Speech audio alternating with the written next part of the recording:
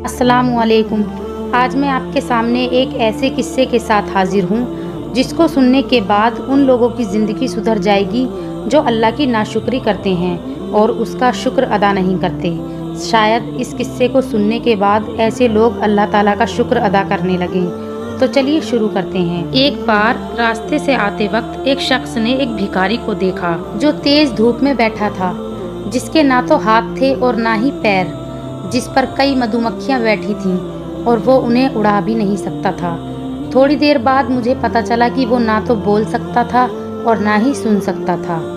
वो भीख मांगने बैठा था, लेकिन आवाज़ देकर मांग भी नहीं सकता था। मैं उसकी तरफ देखता रहा और सोचता रहा कि इस भिखारी की जगह अगर मैं होता, ऐसा हो सकता था तो मैं उसकी जगह क्यों नहीं। मैंने कभी ऐसा कुछ नहीं किया जिसकी वजह से मैं इस हालत में नहीं हूँ। आखिर मैं इस जगह पर क्यों नहीं? अल्लाह ने मुझे ऐसा क्यों नहीं बनाया? वो चाहता तो मुझे दुनिया का सबसे लाचार आदमी बना देता, लेकिन उसने ऐसा नहीं किया। अगर मैं पूरी जिंदगी भी सजदे में पड़ा रहूं, तो भी मैं उसका शुक्र अदा नहीं कर सकता। मुझे हाथ, पैर, आँख, कान सब कुछ अल्लाह ने दिया है।